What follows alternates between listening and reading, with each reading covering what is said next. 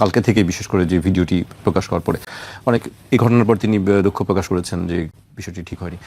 এই বিষয়গুলো আসলে কিভাবে লিক হয় ভিডিওর ব্যাপারগুলো? বডি ক্যামেরা ছিল। তার আগে আমি বলতেছি রাজ্জাক ভাই দু একটা প্রশ্ন উত্তর দিই। ভোটার ট্রান্সফার এটা হচ্ছে একটা পার্টি যখন মনে করে যে আমি 300 সিটের ভিতরে এতগুলো সিটে জিতবই না, ওই ভোট দিয়ে কী করবো, ওই ভোট ট্রান্সফার আপনি ইলেকশনে আগে করছেন যে 1.5-2 বছর আগে করলেন। ভোটার ট্রান্সফার তো অত সহজ না। আমি ইচ্ছা করলেই তো আমি বরিশালে যা ভোটার হতে পারবো না।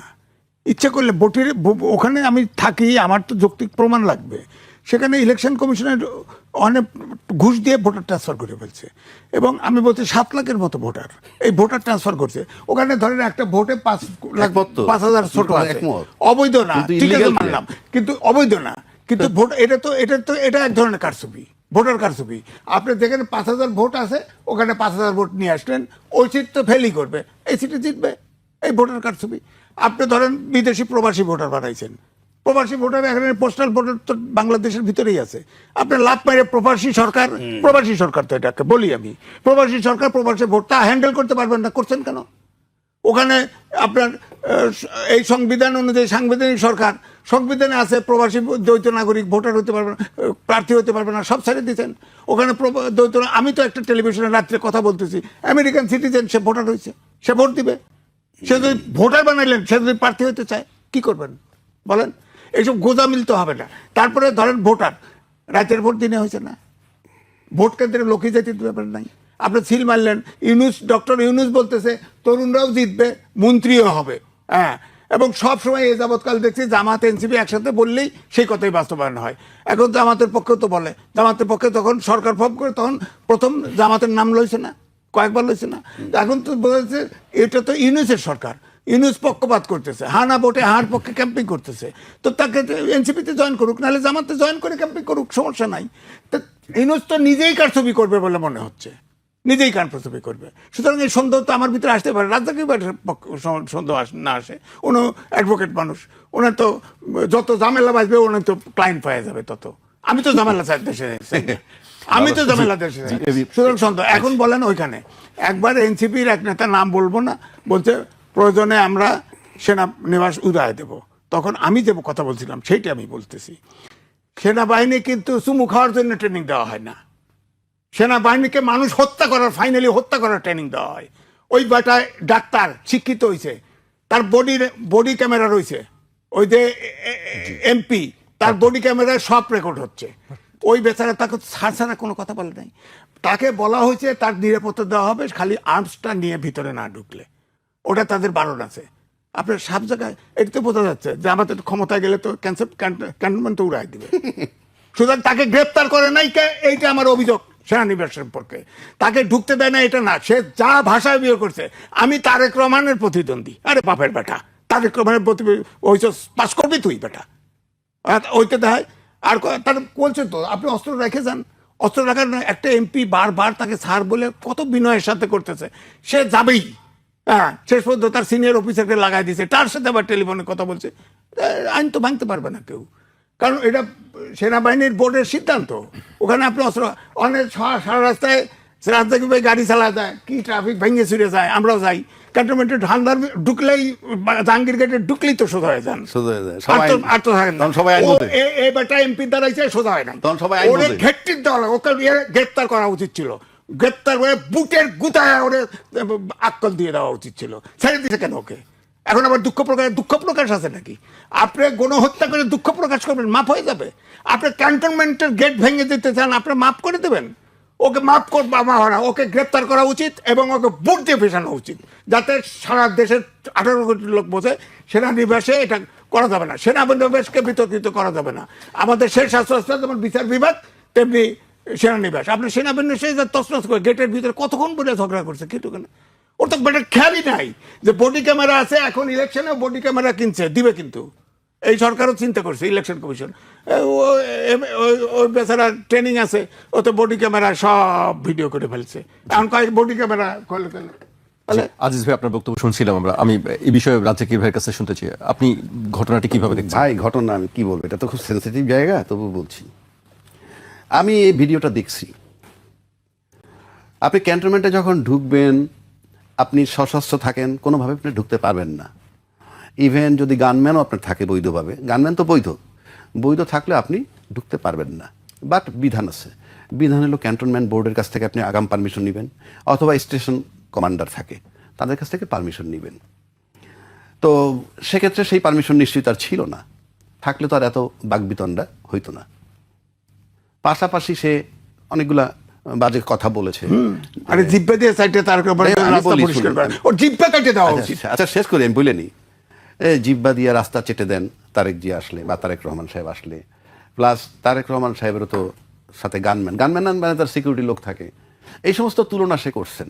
জি, মানে এখানে তুলনাটাকে আমি সে বলছে হয়তো সে একটা বার্তা দিতে চায় যে নিয়ম সবার জন্য সমান থাকতে হবে। বাট আপনার তো সিম্পল গানম্যান, আর তার তো আর্মি সিকিউরিটি দিচ্ছে, তারটা আর ওনারটা তো এক নয়। আবার তার পক্ষে যদি যুক্তি দেন, সে যদি যায় যে হ্যাঁ গানম্যান ছাড়া যেতে পারেন, সে বলছে যে আমি কচুক্ষেত পর্যন্ত যদি যাই, মানে ক্যান্টনমেন্ট বের হওয়ার পর গানম্যানটা পাবে কোথায়, এটাও সে প্রশ্ন করছে। কিন্তু তার আচরণটা ঔদ্ধত্যপূর্ণ ছিল, মানে আরো সুন্দর হইতে পারতো, আরো সফট হইতে পারতো। আর ক্যান্টনমেন্টের নিয়ম কিন্তু জেনারেল সাহেবরাও মানে আপনার জেনারেলও যদি যায়, তাকেও যদি জিজ্ঞাসাবাদ করে, তার প্রপার আনসার দেয় তারা প্রপারলি এবং খুব সফট ম্যানারে। এগুলা সে নিঃসন্দেহে আমি বলি যে ভালো কাজ করেনি। হয়তো আমি আজিজ ভাইয়ের মতো বলতে পারি না, বাট আমি এটা সমর্থন করার কোনো কারণ নাই। কিন্তু পাশাপাশি আমার কতগুলা কোয়ারি আছে এখানে। যেমন এটা নিয়ে কথা উঠছে স্বাধীনতা, সার্বভৌমত্বের প্রতীক ক্যান্টনমেন্ট, নিরাপত্তার ব্যাপার আছে ক্যান্টনমেন্টের ভিতরে। Whole cantonment is full of arms থাকে, কিন্তু ওখানে মেনলি মিলিটারি। তারাও নিরাপত্তার চিন্তা করতেছে, যৌক্তিক।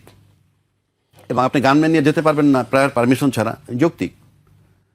কিন্তু প্রশ্ন হচ্ছে, আপনি যখনই নিরাপত্তার প্রশ্ন আনবেন, সেই নিরাপত্তা কি শুধুই সেনাবাহিনীর জন্যে, মানে শুধু সেনানিবাসের সেনাবাহিনী দিয়ে সেনাবাহিনীর নিরাপত্তাই আমরা দিব না।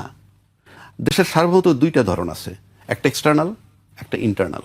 এক্সটার্নাল কোনটা? আমার যে সীমানা, এই সীমানা ক্রস করে যদি, বা সীমানায় যদি হামলা করে সীমানা ক্রস করে কেউ ঢুকতে চায়, এটা সার্বভৌমত্ব ভঙ্গ হবে, রক্ষা করবে সেনাবাহিনী। আবার এই যে সেনাবাহিনী এখানে বসা, ক্যান্টনমেন্ট তো আপনার নিরাপদ জায়গা, ক্যান্টনমেন্টের নিরাপত্তার জন্যই তো করছেন। কিন্তু আমি যখন বিডিআর কিলিংটা দেখলাম, সেটা তো রাস্তায় হয় নাই, সেটা পিলখানার ভিতর হয়েছে, এটা ক্যান্টনমেন্ট। কোথায় ছিলেন আপনারা? সেখানে অস্ত্র নিয়ে কারা ঢুকলো? যদি ভিতরের অস্ত্র দিয়ে করে থাকে, বের হইলো কিভাবে?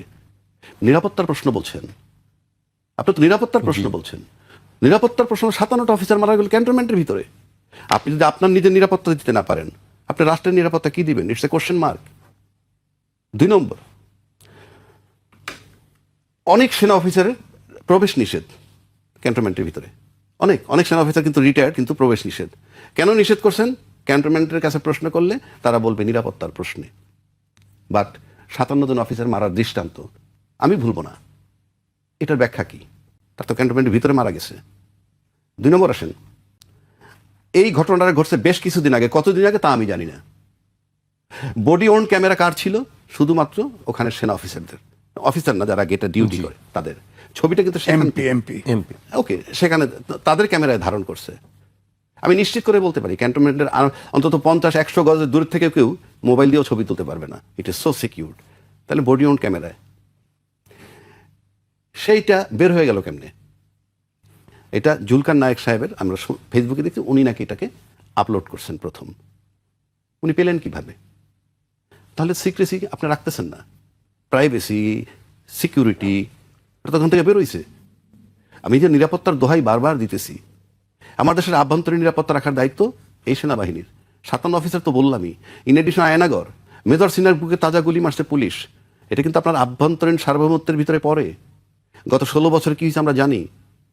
সেনাবাহিনী যে শুধু বলেন নিরাপত্তা, এই স্নাইপার দিয়ে গুলি করছে হেলিকপ্টার দিয়ে জুলাইতে। তো আপনি তো আমার দেশের মানুষ মারার জন্য না, সেনাবাহিনী একমাত্র বহিঃশত্রু দ্বারা আক্রমণ হইলে, আবার যদি রাষ্ট্রের এমন কোনো রাষ্ট্রদ্রোহী হয় যাকে কোনোভাবে নিয়ন্ত্রণ করা যাচ্ছে না, সেক্ষেত্রে তারা মারতে পারে। আর হলো বহিঃশত্রু যদি আমাকে আক্রমণ করে, 2টা জায়গায় মৃত্যুর জন্য they are permitted, otherwise not in no way. আপনি আপনার দেশের লোক মারতে পারবেন না। আমি দেশের আভ্যন্তরীণ সার্বভৌমত্বের কথা বলছি। তারপর আসেন, কতগুলো জিনিস মিলে যায়। আপনি এখন এই মুহূর্তে, ঘটনাটা অন্তত 2 সপ্তাহ আগের, কেউ বলে 1 মাস আগের, ঠিক আছে, এখন পাবলিশড হইলো কেন? এখন এই মুহূর্তে প্রকাশ হইলো কেন? 2-3 দিন 4 দিন আগে একটা আলতাফ সাহেব, ওনাদের বিএনপির লোকই, সে বলছে বিএনপির প্রার্থী চুজ করছে কারা, সেখানে সে ডিজিএফআইর নাম বলছে, এনএসআইর নাম বলছে, পুলিশদের নাম বলছে, এরা চুজ করে দিয়েছে প্রার্থী। তো এই যে চুজ করার সাথে আপনি যেগুলো মিলান, এবং এই মুহূর্তে এটা দেওয়া মানে কি, এই মুহূর্তে এটা পাবলিশ করা মানে কি জামাতের পক্ষে কাজ করা, যে জামাতের ভোট বাড়বে, জামাতের পক্ষে কাজ করা যদি হয়, তাহলে এই পক্ষপাতিত্ব কেন করবে? আমি কি বুঝাইতে পারছি?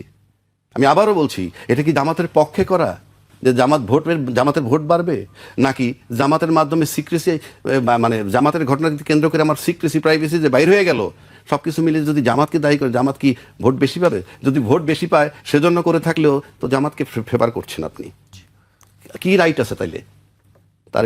আর বডি অন ক্যামেরায় তাহলে তো অনেক কিছুই থাকতে পারে, শুধু কি এইটুক? নাকি এই যে যে আপনার এই যে জিনিসটা যদি জামাতের বিরুদ্ধে যায়, কথার পক্ষে গেলে তো সেটাও পক্ষপাতিত্ব, বিরুদ্ধে যদি যায় তাও তো অন্য কারো পক্ষপাতিত্ব। So it's a question mark.